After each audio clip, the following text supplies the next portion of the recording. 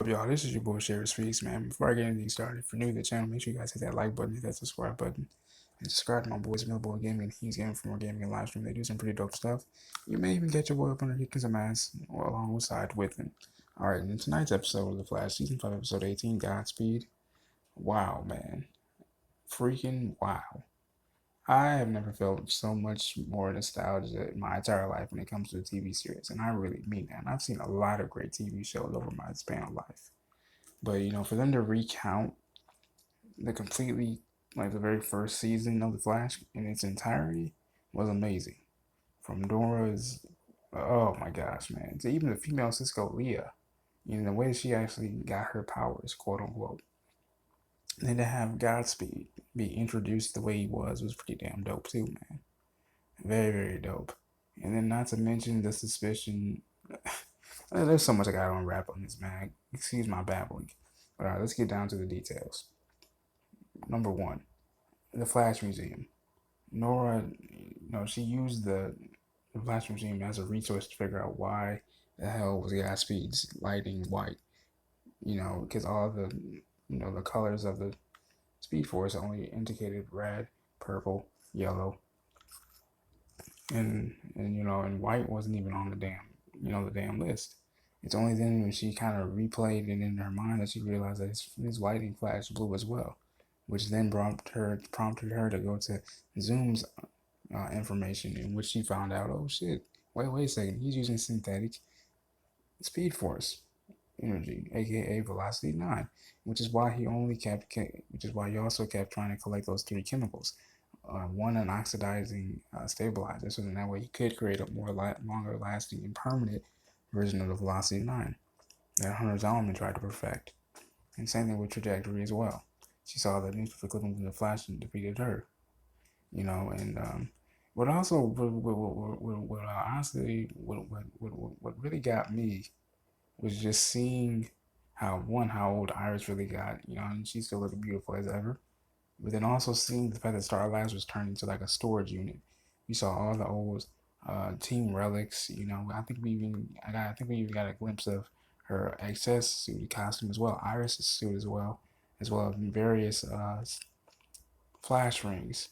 You know, that was actually even doper, man. And to see Thawne actually be the teacher in all of this was even more mind-boggling because he really didn't want anything to do with it. He said, "Look, Nora, get the hell out of here," because we saw the timer at the time that Nora, witness was speaking with Thawne for the second time. Because she was being chased by Godspeed, and yeah, he taught her how to defeat him, things of that nature. He only had about an hour and 19 minutes and some change before he died. Now, by the end of the episode, it was knocked down to just 10 more minutes after Barry brought and took Nora back to her time after having their brief little discussion. And even the thing is, Barry was even very reasonable, even in his emotional state, which is actually very new. But then also, we learn, after Ralph, pretty much gives it to the team and says, "Look, man, well, we can just look at her journal, because they were still Barry wanted absolutely nothing to do with the fact that his daughter was an apprentice to Eobard Thawne, his arch nemesis." But Iris, realizing, after reading the very first few pages of her diary, her journal, learning that she lost her very best friend, her partner in crime, Leah. Godspeed killed her right in front of her. Iris, not to mention Iris realizes that what she was doing in the future, and Nora gave her a second chance, so it was only right for her, following her motherly intuition, to give her daughter a second chance. So I thought that was very benefiting to the fact, but then to see Barry confront Thawne, he said, you couldn't just have one of us. You had to take my daughter too. And Thawne was like, "Look, man, that's one thing about you, Barry. You're always so emotional." Barry said, "Look, man, good riddance. I'm glad you're finally getting what you're getting." And I really look forward to seeing what happens next week too, man, because not to mention we also see Gideon, man. That's where we see all the boxes and stuff. What we actually see is he actually went to the time vault, more stuff restored there, vintage relic stuff from Star Labs, and Gideon shows her Barry's very last message to her. My sweet Nora, you have powers, just like I do. Just know that I love you and I always will.